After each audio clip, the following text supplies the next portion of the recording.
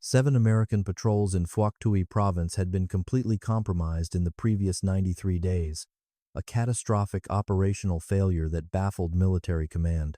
The Viet Cong forces seemingly knew exactly when and where the extraction helicopters were arriving before the skids even touched the jungle floor. Captain Warren Holbrook, a highly decorated Military Assistance Command Vietnam advisor attached to the Australian Task Force in 1967, could not understand how the enemy intelligence network operated with such terrifying precision. He initially assumed a massive internal leak, never suspecting the betrayal was entirely biological. Captain Holbrook had already spent 14 grueling months in country, building a formidable reputation among his peers. He had operated alongside elite Army Rangers, collaborated with specialized MACV SOG teams, and conducted operations with the formidable Korean Tiger Division reconnaissance units. By any reasonable standard applied by the United States military, he considered himself a definitive expert in jungle warfare. He had survived devastating ambushes that killed soldiers, standing directly to his left and right, and he had confidently called in massive artillery fire missions that turned dense tropical tree lines into smoking lunar landscapes. Despite his extensive combat experience, nothing Holbrook had previously witnessed prepared him for the paradigm shift waiting inside a cramped briefing room at the Australian base of Nui Dat. The Australian Special Air Service had been quietly operating in Vietnam since February 1966, conducting over 300 long-range reconnaissance patrols deep into hostile Viet Cong territory. Their compromise rate, the percentage of patrols detected by the enemy prior to mission completion, stood at an incredibly low 11%. Meanwhile, American units operating in the exact same hazardous province suffered a staggering 47% detection rate. The Australians were certainly not luckier, nor were they operating in friendlier terrain than their American counterparts. In many documented cases, they willingly executed reconnaissance missions that American commanders had explicitly deemed too hazardous for their own specialized teams. Superior firepower, advanced equipment, and immense aerial support did not account for this glaring statistical discrepancy. The American High Command, entirely perplexed by this intelligence gap, dispatched Captain Holbrook to the heavily restricted Australian staging area. They fully expected him to uncover some highly classified technological tracking device or proprietary communication method that could be easily replicated. Arriving at the staging area at 0800 hours, Holbrook anticipated finding soldiers meticulously verifying radio frequencies, studying topographical maps, and performing vigorous weapon checks. Instead, he discovered 4 quiet Australians sitting inside a reinforced sandbag shelter that smelled remarkably like absolutely nothing. There was no lingering aroma of instant coffee, no harsh sting of gun oil, no burning tobacco, and no sharp chemical tang of military-issue insect repellent. The utter absence of ambient scent was so profound and unnatural that Holbrook's brain registered the sterile environment as deeply oppressive rather than peaceful. A corporal, appearing to be in his late 20s, sat quietly consuming a grayish, dense, and thoroughly unappetizing paste from a small tin. Holbrook noticed the absolute lack of aroma emanating from the food, prompting the corporal to offer a brief explanation without making eye contact. "Rice, plain, cooked 2 days ago," the corporal stated flatly, his voice devoid of emotion. "No salt, no seasoning. We have been eating it since Monday." Holbrook mentally calculated the timeline, realizing it was currently Thursday, meaning the patrol had subsisted entirely on unseasoned cold rice for 3 full days. Continuing his clinical explanation of their dietary asceticism, the corporal elaborated on the biological mechanics of stealth. "Your body chemistry changes fundamentally based on exactly what you consume," he explained, still avoiding eye contact. "Meat, especially heavily processed American ration meat packed with salt and chemical preservatives, sweats directly through your pores. Drinking coffee makes your perspiration highly acidic." He noted that captured Viet Cong training documents explicitly instructed enemy scouts on how to specifically identify the distinct olfactory signature of American body odor, easily detecting a standard patrol from 50 meters away in perfectly still air. A shockingly thin Australian sergeant, weighing barely 70 kilograms, finally turned his gaze toward the American officer and delivered a brutal physiological assessment. "You smell like a victim," the sergeant observed coldly, "like something that has been fed, chemically processed, and thoroughly wrapped in synthetic preservatives. You smell exactly like prey." Holbrook was initially bewildered by this harsh judgment. He had purposefully showered that very morning, utilizing the first hot water he had experienced in 11 exhausting days, meticulously applying the standard-issue antibacterial soap provided at the heavily fortified American military compound. Holbrook had diligently followed every hygienic protocol the United States Army mandated for troops operating within a tropical combat zone. He had liberally applied high-concentration DEET insect repellent to his exposed skin and consumed a hearty breakfast of reconstituted eggs with savory bacon grease still glistening on his fingers. According to the uncompromising standards of the Australian sergeant, every single one of those, seemingly correct, manual-approved morning decisions had systematically marked the American captain for inevitable death in the jungle. It was a terrifying tactical failure occurring at the most fundamental physiological level imaginable. The systematic Australian rejection of American operational culture extended far beyond their bland, unseasoned diets. The reconnaissance operators meticulously washed their bodies, utilizing specialized, unscented soap manufactured explicitly for covert operations, entirely free of artificial dyes, heavy perfumes, or standard antibacterial agents. Their combat uniforms were carefully laundered without commercial chemical detergents, air-dried strictly away from any cooking smoke, and permanently stored inside vacuum-sealed bags filled with local rotting vegetation. This agonizingly precise preparation effectively absorbed any residual foreign scents, allowing the soldiers to perfectly mimic the natural decay of the surrounding tropical environment.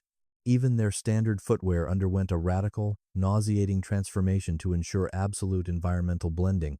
Instead of utilizing the commercially imported mink oil that American forces favored for leather maintenance, the Australians deliberately treated their combat boots with raw animal fat sourced directly from local Vietnamese water buffalo.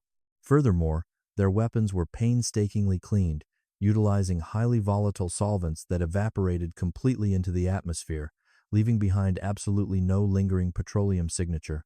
Holbrook rapidly calculated that the chemical signature of standard American insect repellent alone likely accounted for dozens of tragic, entirely preventable casualties across Phuoc Tuy province. Standard military repellent emitted a heavy chemical beacon easily detectable at significant ranges by indigenous fighters whose olfactory senses remained incredibly sharp. The Viet Cong, intimately relying on the dense jungle for daily survival, possessed a heightened sensory awareness that American troops, chemically dulled by constant exposure to diesel exhaust and cigarette smoke, simply could not comprehend. The Australians explicitly refused all insect repellents, stoically accepting painful mosquito bites and treating any subsequent malarial illnesses as an acceptable operational cost.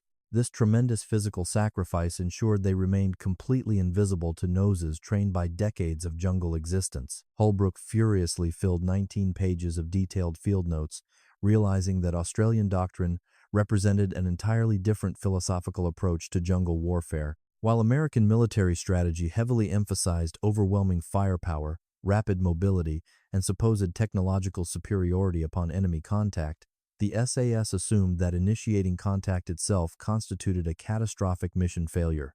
Their singular purpose was to silently observe without ever being observed, moving through fiercely contested hostile territory like ethereal ghosts, leaving absolutely no physical or chemical trace. In this terrifying new framework, the pleasant scent of American soap was infinitely deadlier than a charging enemy weapon. The rigorous preparation rituals challenged everything Holbrook thought he understood about elite special operations, particularly regarding unexpected biological noises.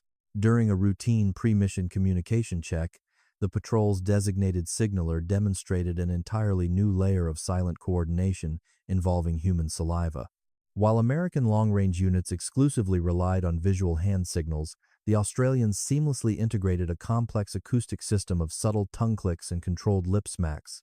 These specific biological sounds expertly mimicked ambient jungle noises, such as clicking insects or dripping condensation, effectively conveying urgent tactical information across distances where hand signals became dangerously invisible in darkness. To produce these sounds consistently without giving themselves away, the operators engaged in a painful oral modification process. The signaler opened his mouth, revealing gums thickly coated with a strange clay-like paste manufactured from local dirt and campfire ash. This abrasive mixture severely restricted natural saliva production and fundamentally altered its consistency, preventing the unconscious, wet-swallowing noises that notoriously betrayed nervous American soldiers in the dark. Holbrook subconsciously ran his tongue across his own wet teeth, suddenly horrified by the loud, echoing clicks his own mouth naturally produced in the profound quiet of the staging area. The fading afternoon light signaled a profound operational shift when the Australian patrol commander approached Captain Holbrook with a deeply unsettling proposition. "Would you be willing to smell completely like us for the next 72 hours?" the commander asked, his perfect English delivering a concept that initially made absolutely no logical sense to the American officer. Holbrook had spent 15 rigorous years mastering complex tactical maneuvers, studying advanced counterinsurgency theories, and operating sophisticated weaponry at America's finest military institutions. Throughout his distinguished career, absolutely no superior officer had ever commanded him to weaponize his own biological scent. The commander clinically explained the terrifying reality of their upcoming objective, the Cora Valley, widely considered one of the deadliest corridors in the province. American mechanized units had aggressively entered that specific valley 11 separate times over the previous 8 months, utilizing overwhelming force and advanced air mobility.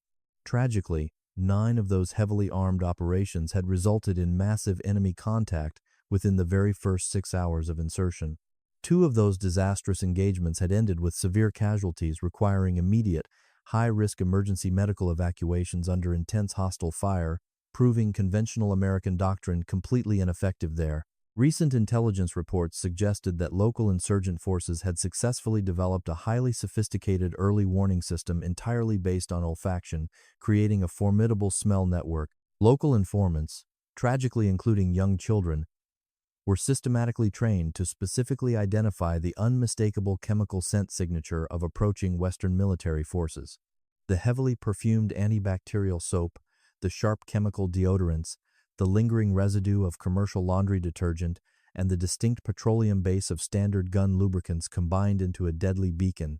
This synthetic olfactory fingerprint traveled silently on the wind, announcing an approaching American patrol hours before visual contact. The Australians had systematically solved this biological vulnerability in a radical manner that standard American military doctrine completely failed to even acknowledge as a legitimate tactical problem. Holbrook blindly agreed to the commander's bizarre terms, lacking any real comprehension of the grueling physiological ordeal he was actively volunteering to endure. That evening marked the traumatic beginning of his practical education in what the elite operators grimly referred to as absolute scent discipline. The systematic process commenced with the immediate, unceremonious destruction of absolutely every hygienic comfort he had brought from the fortified American military compound. His remaining supply of standard American antibacterial soap was immediately confiscated, and his mint-flavored toothpaste was forcefully replaced with a crude, locally manufactured brand that tasted overwhelmingly of chalk and absolute despair. His chemical deodorant stick was casually tossed into a roaring burn pit with something closely approaching ceremonial contempt from the Australian operators. Even his clean cotton underwear, having been recently washed in highly scented American laundry detergent, was firmly deemed tactically unacceptable for the upcoming mission. He was reluctantly issued Australian laundered alternatives that had been processed using deeply questionable methods he actively avoided examining. The most psychologically disturbing phase of this biological transformation occurred when the Australian operators revealed their specialized scent kit, a bizarre collection of tactical items. It heavily resembled the strange inventory of a medieval apothecary rather than the modern equipment cache of a highly trained 20th century special operations military unit. Holbrook watched in silent fascination as the hardened operators began vigorously rubbing their exposed skin with a thick, foul-smelling paste meticulously crafted from local cooking fat and campfire ash. This strange organic barrier fundamentally altered the chemical composition of their sweat before they even entered the jungle. The operators then began methodically chewing highly specific local botanical herbs that allegedly neutralized the acidic chemical composition of their breath and actively suppressed natural salivary production.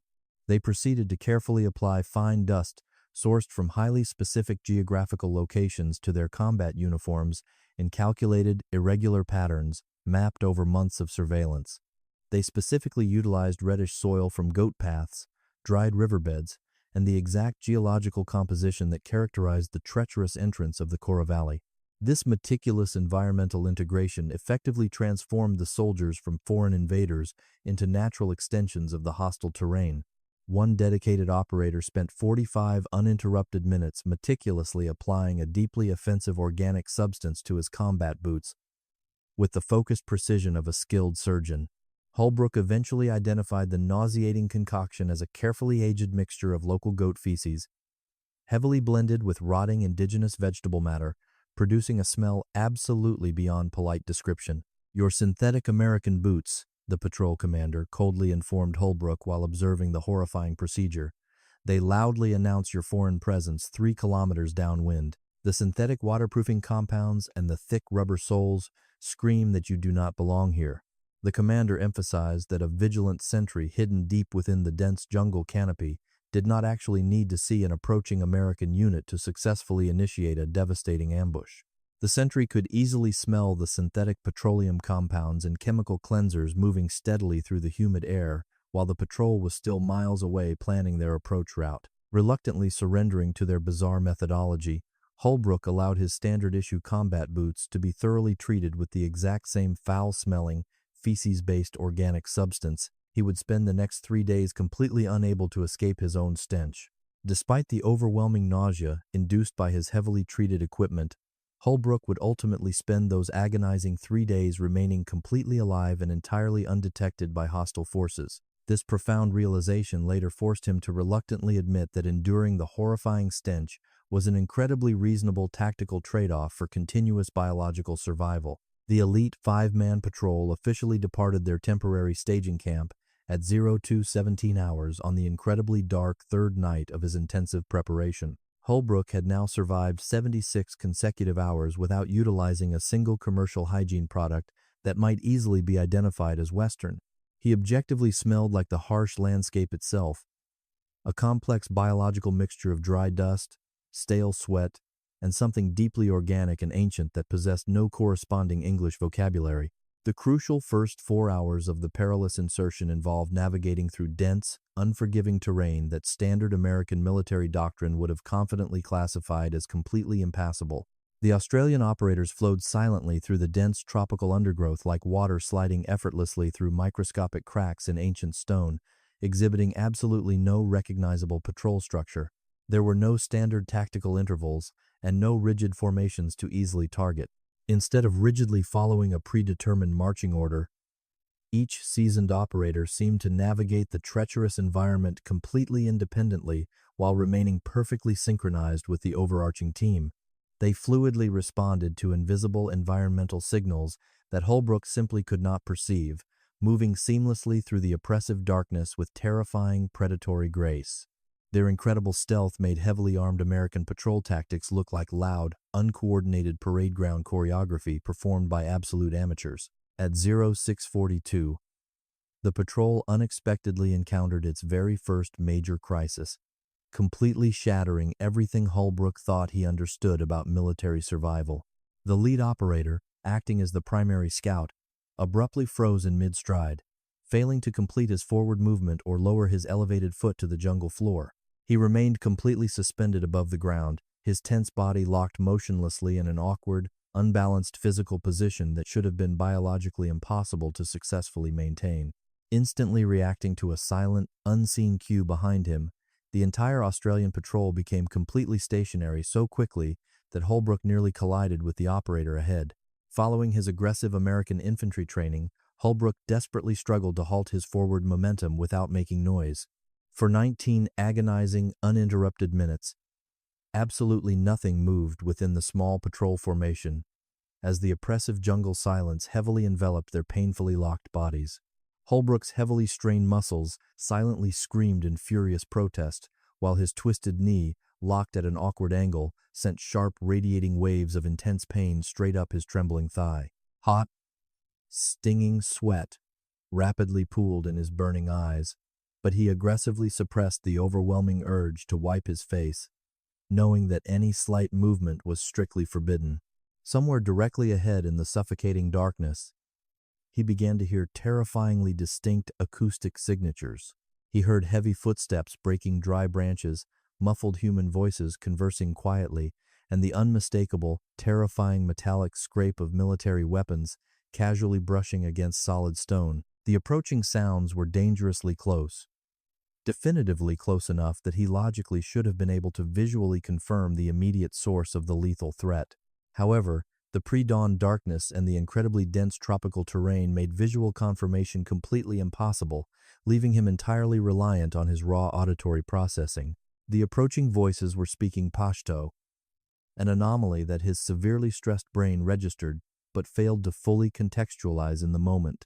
Holbrook anxiously caught terrifying fragmented translations floating through the humid air, capturing scattered phrases urgently discussing a suspected enemy patrol and the distinct smell of invading foreigners. He instinctively held his breath without consciously meaning to, his highly trained body automatically reacting to an imminent, lethal threat that his conscious mind was desperately struggling to process. Suddenly, the terrifying reality of the unseen conversation violently crashed into his racing thoughts as he listened to the enemy combatants actively analyzing the ambient air. He finally understood that the hostile patrol was intensely debating the specific olfactory signature of the immediate landscape. One aggressive enemy voice was stubbornly insisting that something in the immediate vicinity felt tactically wrong, arguing passionately that the damp morning air simply did not smell correct. He claimed there was a distinctly unfamiliar chemical trace riding faintly on the gentle breeze, suggesting that heavily armed Western invaders were hiding somewhere very close by. Another older, more authoritative voice quickly dismissed the growing concern, confidently pointing out that their highly trained scouts had smelled absolutely nothing unusual during their extensive morning approach. The older fighter argued the only distinct scent present was the perfectly normal valley environment. The senior enemy fighter confidently categorized the ambient aroma as the completely standard mixture of dry dust, rotting vegetation, and the faint trace of local goat herds. Holbrook suddenly realized exactly what he was smelling himself. Recognizing that his own deeply offensive body odor perfectly matched the older fighter's environmental assessment. He smelled exactly like dry valley dust, decaying tropical vegetation, and heavily aged goat feces, completely lacking any synthetic signature that would betray his hidden position. To the highly sensitive noses of the approaching enemy patrol, the American captain literally smelled like absolutely nothing at all. The heavily armed enemy patrol casually passed within a terrifying 8 meters of the completely exposed Australian position, their weapons swaying gently with their relaxed movements. Holbrook silently counted exactly 7 hardened indigenous fighters, all confidently carrying well-maintained automatic assault rifles and moving with the careless arrogance of men who believed they were entirely alone. They navigated their own undisputed territory with absolute confidence, unaware that 5 elite foreign operatives were actively holding their breath mere inches away in the dense tropical undergrowth. The sheer proximity of the lethal threat was incredibly paralyzing to the American officer. The ultimate test of their absolute psychological discipline occurred when one of the relaxed enemy fighters suddenly stopped marching to casually urinate against a prominent, moss-covered rock formation.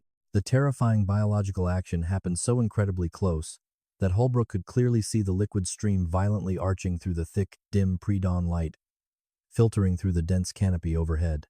Despite the splashing liquid landing dangerously near their meticulously camouflaged boots, absolutely no one within the highly disciplined Australian reconnaissance patrol twitched a single muscle. They remained as solid and lifeless as the ancient stones surrounding their compromised position. The heavily armed enemy fighters eventually continued marching onward, their fading voices slowly dissolving into the vast, unforgiving distance as they navigated deeper into the hostile valley. Their intense, lingering debate regarding unusual environmental smells and invisible foreign invaders slowly trailed behind them through the humid air like thick, dissipating wood smoke caught in a gentle breeze. Holbrook's intensely strained leg muscles had severely locked into agonizingly painful, unnatural positions that logically would require professional medical attention to properly undo once they returned to base. His burning eyes were furiously watering from copious amounts of painfully unwiped sweat. His twisted knee had completely passed the initial threshold of sharp, stabbing pain, ultimately settling into a deeply concerning numb throbbing sensation that heavily suggested permanent physical joint damage. However, despite the immense physical agony coursing through his exhausted body, he was miraculously alive, and far more importantly, his position remained entirely undetected by the lethal enemy forces. 7 heavily armed, battle-hardened indigenous fighters had casually walked well within easy spitting distance of a highly vulnerable foreign military reconnaissance patrol and remarkably noticed absolutely nothing amiss. The incredible biological transformation had successfully rendered the American completely invisible. The extreme scent discipline, the grueling stillness training, and the countless months of intense preparation had finally paid massive operational dividends directly measured in steadily continuing human heartbeats. The seasoned Australian patrol commander confidently issued a subtle visual hand signal, officially releasing his tightly coiled operators from their agonizing, statue-like immobility in the dense jungle undergrowth. This critical tactical release occurred exactly 23 excruciatingly long minutes after the initial terrifying command to freeze had been silently issued across the small, highly disciplined military formation. Holbrook's very first desperate physical movement was a completely involuntary, full-body muscular shudder. The violent tremor forcefully ran through his entire exhausted frame as his severely locked muscles desperately received long-overdue neurological permission to finally resume basic biological functions once again. The silent, heavily camouflaged Australian operator positioned directly in front of him slowly reached backward, firmly steadying the trembling American officer's shaking shoulder with a strong, reassuring grip. The operator performed this critical supportive gesture without ever turning around or breaking visual security, demonstrating a profound mutual understanding that required absolutely no spoken verbal acknowledgement whatsoever. Slowly, methodically, the elite, invisible Phantom Patrol resumed their relentless, silent forward movement. But Holbrook's extraordinary education in unconventional warfare was far from complete, as the real lesson of the Cora Valley operation waited patiently 7 hours ahead. They approached a small, unmapped settlement called Mirabad, a location that entirely failed to appear on any highly classified American tactical map. The seasoned patrol silently reached its designated observation position, overlooking the quiet settlement at exactly 13:27 hours. American military doctrine would have instinctively placed the hidden observation team directly on the surrounding high ground, utilizing elevation and superior optical technology to comfortably maintain maximum safe distance. The Australians deliberately chose a highly compromised position that immediately made Holbrook seriously question whether they possessed any fundamental biological instinct for basic self-preservation whatsoever. Their chosen observation point was physically located deep inside the hostile village itself, not merely safely adjacent to it or carefully hidden on its heavily forested outskirts. They positioned themselves directly inside a filthy, narrow drainage ditch that ran straight beneath the settlement's primary central footpath. The shallow trench was hastily covered by a deceivingly thin, fragile layer of scattered debris and rotting indigenous vegetation meticulously arranged beforehand. An advanced Australian reconnaissance element had carefully prepared this incredibly dangerous hide site under the impenetrable cover of darkness during the previous tense night. The claustrophobic underground space was so severely confined that the dedicated four-man observation element physically could not even sit upright within the muddy trench. They lay completely flat on their aching backs, staring directly up at the rotting underside of the wooden pedestrian boards that formed the busy path immediately above their faces. They were forced to quietly listen to the heavy footsteps of ordinary villagers passing mere centimeters away. Captain Holbrook was mercifully not embedded as part of this highly vulnerable, completely immobilized four-man underground observation element hidden directly beneath the village. He remained concealed with the heavily armed secondary security team approximately 200 meters outside the village perimeter in the surrounding dense vegetation. This exterior supporting position was an isolated location that standard American operational doctrine would have definitively considered dangerously exposed to flanking enemy maneuvers. However, safely hidden behind his advanced magnified optics, he could clearly monitor the drainage ditch and watch the oblivious villagers walking directly overhead. He watched in terrified fascination as 4 elite Australian operators simultaneously began what would ultimately become an agonizing 43-hour continuous intelligence observation mission. The crucial first 12 hours of the precarious deployment slowly passed without any significant hostile incidents or terrifying accidental compromises by the local civilians. The underground observation team efficiently reported their vital intelligence findings via highly encrypted, compressed burst transmissions that sounded like brief radio static. These quick data packets were virtually undetectable to standard enemy surveillance equipment and consistently contained incredibly precise tactical information regarding regular village movements. A massive hidden weapons cache was quickly identified by the hidden operators in a reinforced structure located near the north edge of the central courtyard. Three heavily armed insurgent individuals, perfectly matching classified high-value target descriptions, were meticulously photographed using specialized military cameras that made absolutely no mechanical sound. Furthermore, these heavily modified surveillance devices emitted absolutely no visible optical light that might easily reflect and critically betray their highly vulnerable underground hiding position. The intelligence gathering was proceeding perfectly until the unpredictable, violent tropical rain unexpectedly began to fall across the valley. It absolutely should not have rained during this specific dry period, as the broader seasonal climate patterns were entirely wrong for heavy atmospheric precipitation.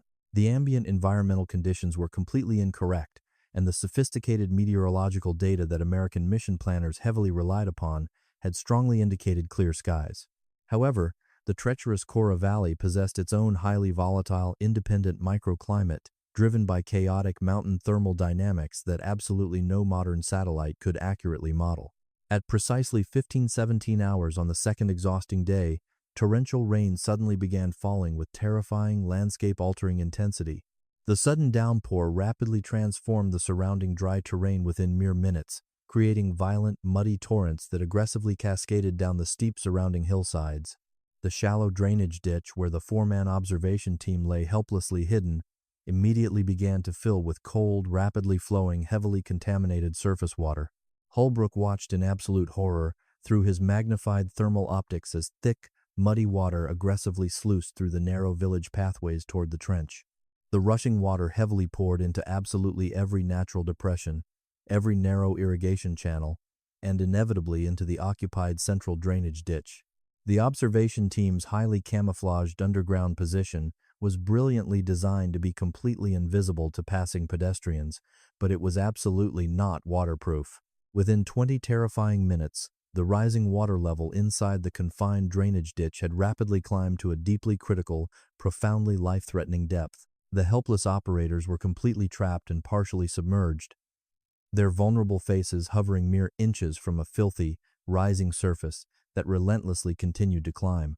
Standard American military protocol was exceptionally clear regarding these types of catastrophic, rapidly deteriorating environmental situations that directly threatened immediate operator survival. In absolutely any tactical situation where critical operator safety was severely compromised by unexpected environmental factors, the mandatory American response was immediate emergency extraction. Human lives firmly took absolute priority over any ongoing mission objectives, strongly dictating that a trapped team facing imminent drowning should be pulled out instantly.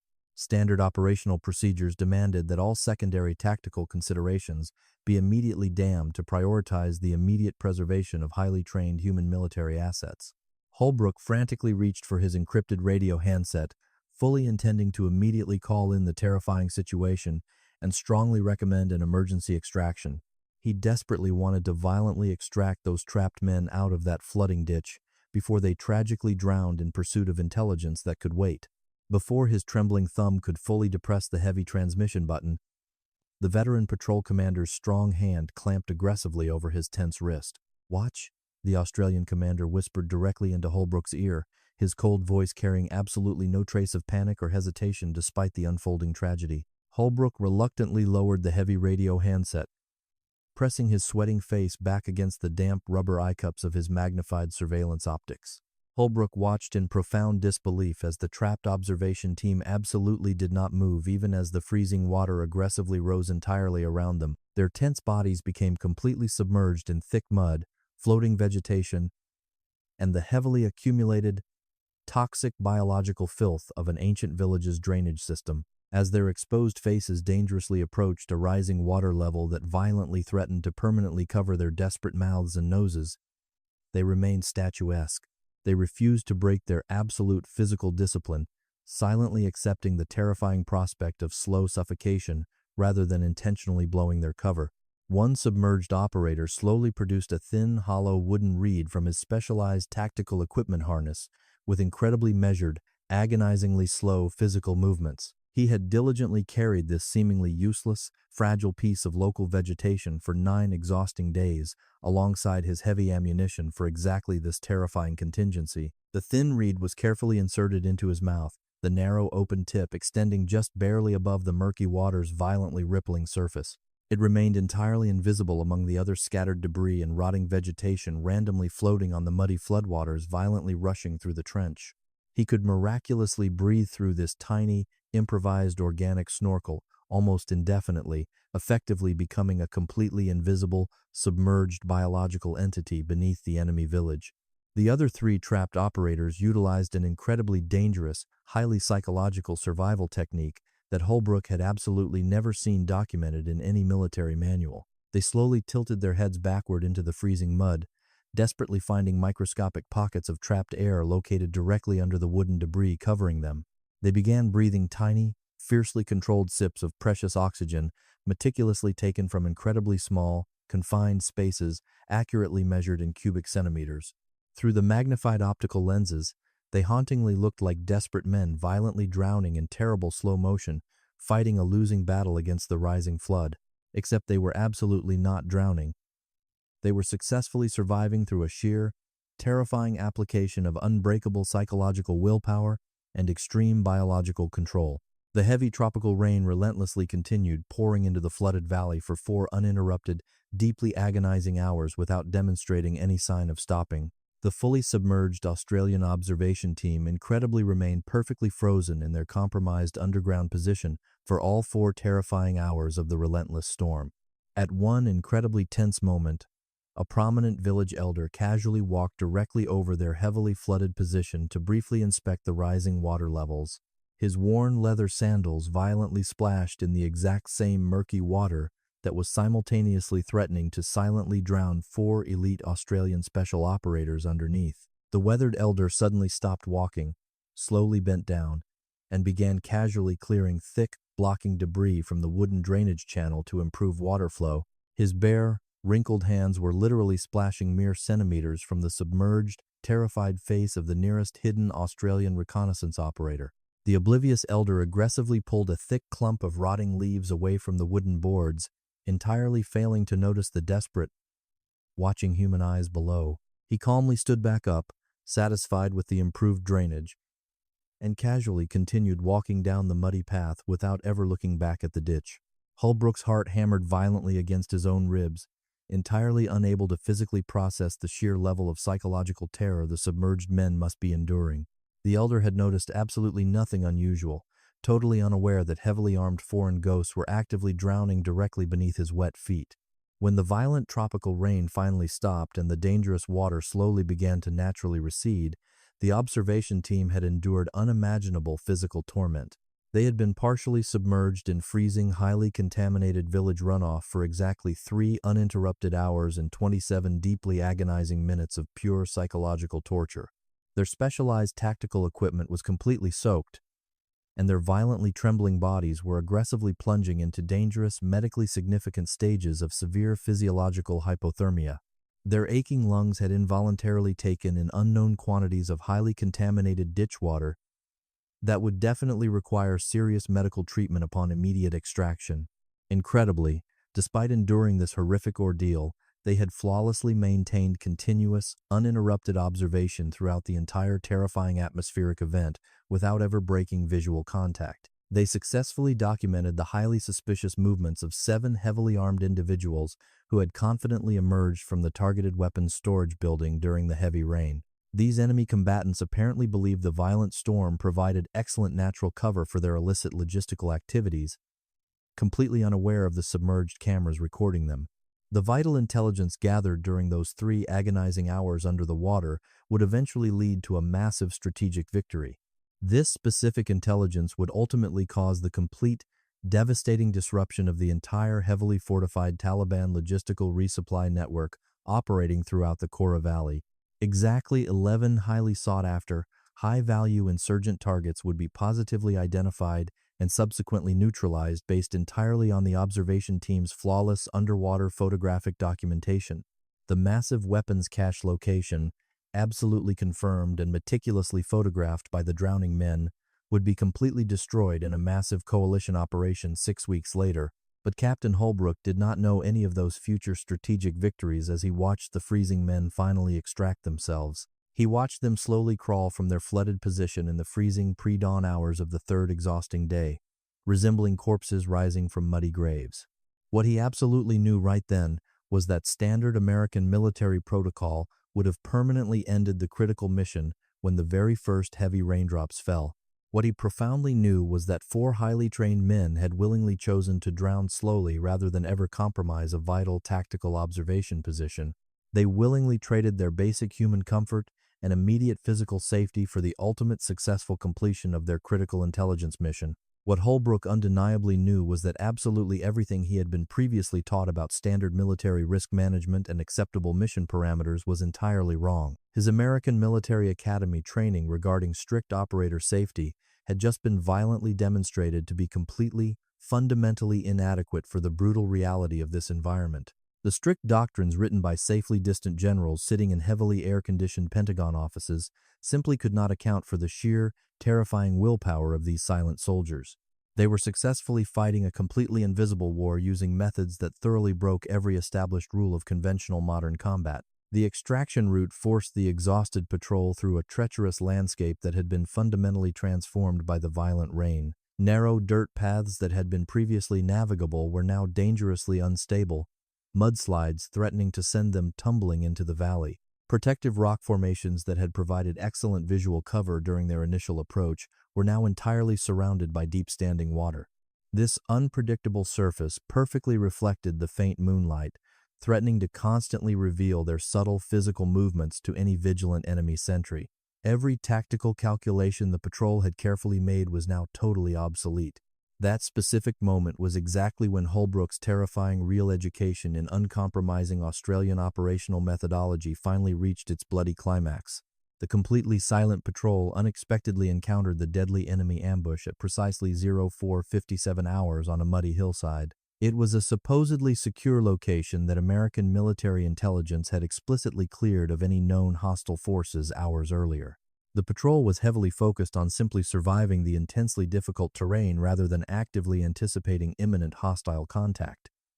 Then came a subtle sound that absolutely did not belong in the jungle.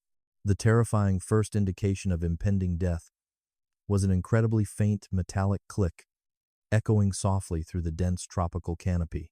It was barely audible over the constant, heavy noise of thick mud sucking relentlessly at their highly modified combat boots. However, it remained distinct enough to instantly trigger a massive biological response that Holbrook's exhausted conscious mind simply could not process. Before the American officer could even identify the terrifying noise as an enemy weapon being readied, the Australian point man had already vanished. He dropped completely flat against the muddy earth instantly. The seasoned lead operator did not slowly drop to his trembling knees in a conventional defensive military posture as trained.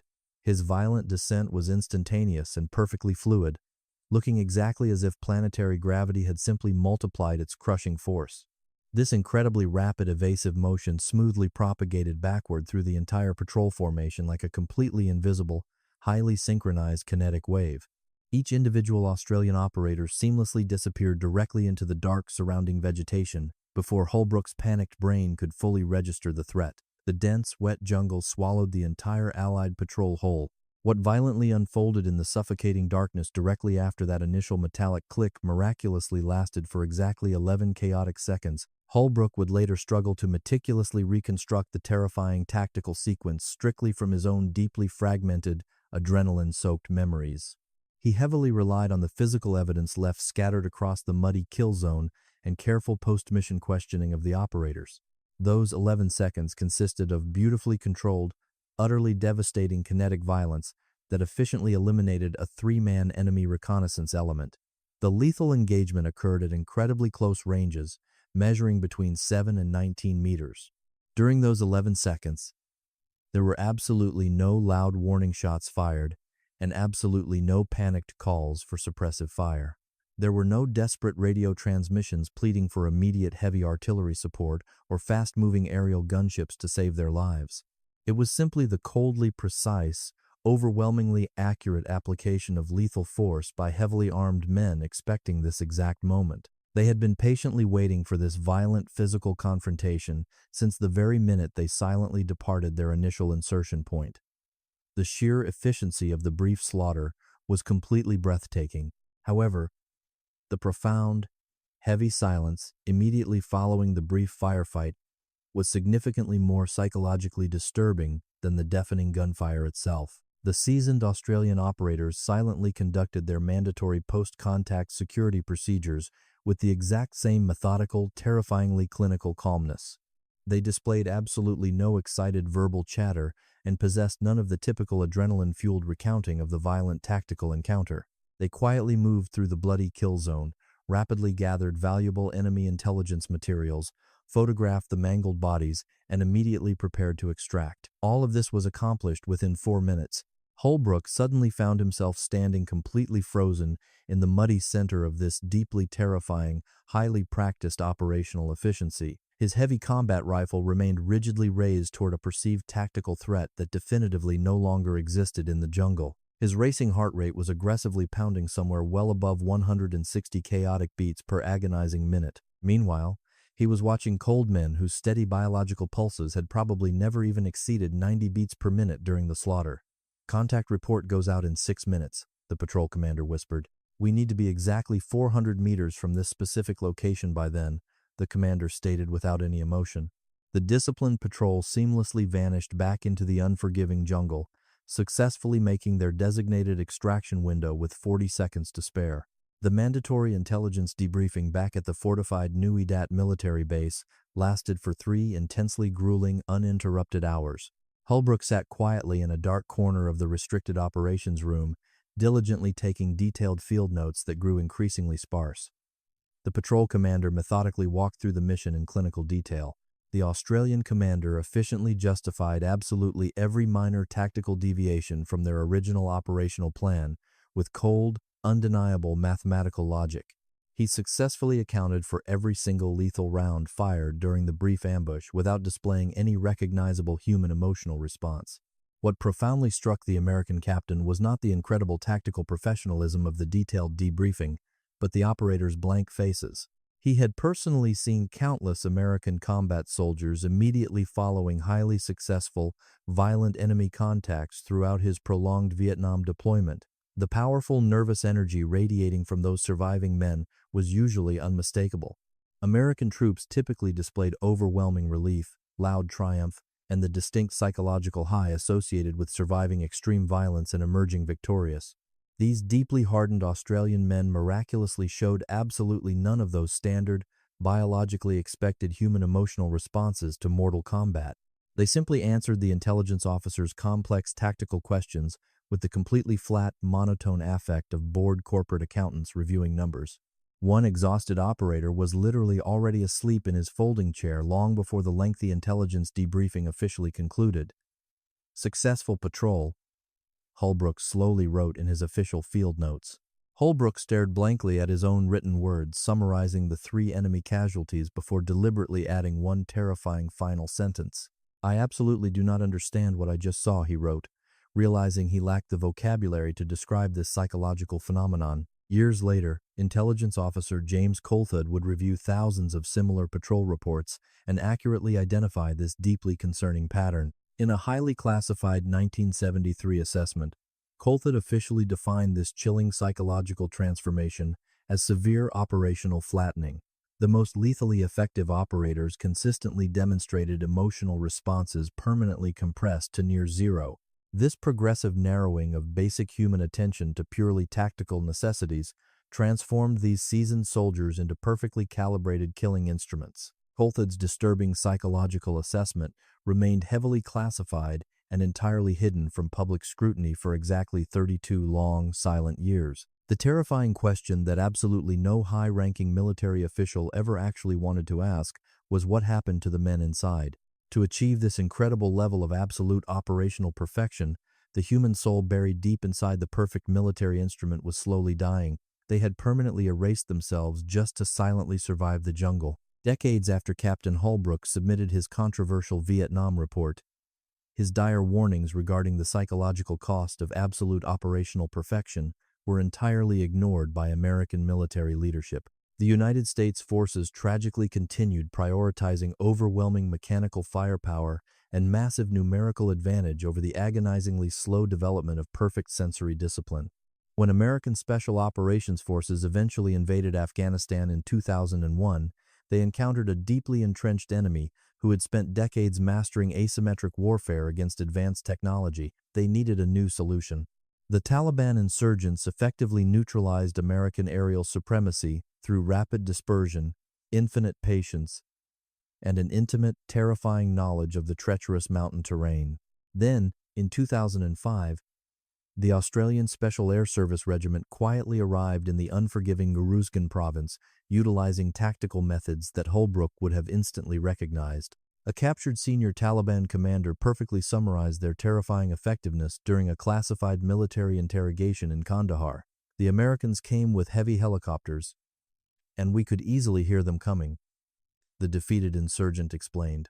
The senior Taliban commander visibly trembled as he continued his deeply disturbing psychological assessment of the coalition forces operating within his territory. The British forces loudly came in armored vehicles, and we could clearly see their thick dust from miles away, he recounted quietly. But the bearded Australians always came exactly like invisible ghosts in the night. We would mysteriously lose our best men in the darkness and absolutely never know how they died. My youngest fighters genuinely believed they were supernatural jinn spirits. The frightened insurgent commander finally delivered the ultimate testament to the Australian scent discipline and absolute physical control that Holbrook had witnessed decades prior.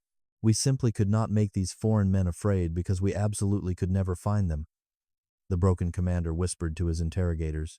The classified statistical records strongly supported this terrifying enemy assessment, noting that Australian operations successfully achieved a disproportionate strategic effect relative to their tiny force size. Their targeted jackpot capture rates frequently exceeded an incredible 78%. Holbrook, who had been comfortably retired in Virginia for many years, closely followed the distant Afghan conflict through various network news reports. He instantly recognized the familiar tactical patterns, the extended small unit actions, and the impossible casualty statistics that beautifully mirrored his Vietnam experiences. However, he also recognized the profoundly heartbreaking psychological consequences quietly surfacing in modern veterans. He read concerning reports about returning Australian soldiers silently struggling to permanently transition their deeply modified nervous systems back into normal civilian society. In 2018, an academic researcher from the prestigious Australian War Memorial formally contacted the elderly American veteran regarding a special operations exhibit. Holbrook was now 81 years old, yet his terrifying memories of those grueling 11 weeks in Phuoc Tuy province remained incredibly sharp. He agreed to record an extensive oral history, finally deciding to reveal the darkest truth he had deliberately omitted from his official military assessment decades ago.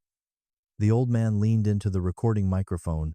The terrible thing I absolutely never put in the written report was the exact moment I finally realized what I was actually seeing, Holbrook confessed slowly. His fragile voice was permanently captured. For a historical archive he knew he might not survive to see fully completed. I naively thought I was simply there to evaluate standard weapons, tactical equipment, and conventional patrolling methods. But what the Australians were doing simply could not be casually copied from any printed military training manual. The elderly veteran paused momentarily, desperately searching for the precise English words that had completely eluded his grasp for nearly 50 long years. It was their terrifying willingness to physically become something entirely other than what they had been born as, he explained with deep sorrow. They willingly agreed to permanently trade essential, irreplaceable pieces of their gentle peacetime selves for violent survival skills that exclusively mattered inside the dark jungle. They became completely perfect, emotionless killing machines. The academic researcher gently asked if Holbrook truly believed that horrifying psychological trade had ultimately been worth the terrible personal cost. Holbrook remained dead silent for a very long time before finally answering. They definitely did brutal things that successfully saved countless American lives during that terrible war, he admitted softly. The vital intelligence they gathered and the massive logistical disruption they caused meant thousands of ordinary men came home safely. That incredibly noble sacrifice is absolutely not nothing. His voice cracked slightly as the dark memories of the debriefing room aggressively flooded his tired mind once again. "But I explicitly remember staring into the blank faces of those completely broken men," he whispered. They had gotten so incredibly good at biologically surviving that they had permanently forgotten how to do absolutely anything else. We selfishly asked them to become perfect weapons, but absolutely nobody ever bothered to ask what happened when the terrible becoming was completely finished. The digital recording accurately captured 12 heavy seconds of absolute devastating silence before the emotional veteran finally spoke his last recorded words.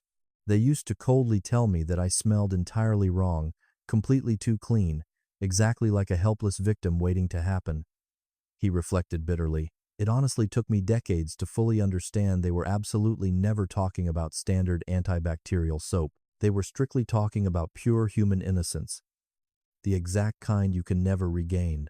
The highly anticipated Australian War Memorial exhibit officially opened to the public in 2021.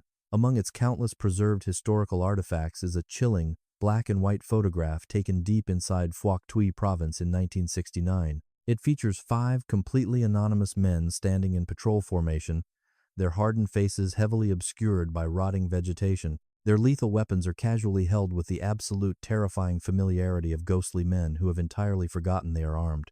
Beside this deeply haunting photograph, a small informational placard proudly displays one single devastating line permanently extracted from Captain Holbrook's finalized military assessment report.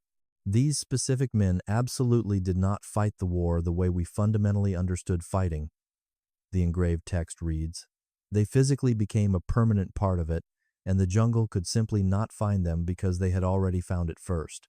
It beautifully summarizes the absolute pinnacle of their terrifying, invisible combat excellence. Deep inside the classified archives of the Australian Defence Force, hidden handwritten notations slowly document the tragic civilian outcomes of these invisible operators.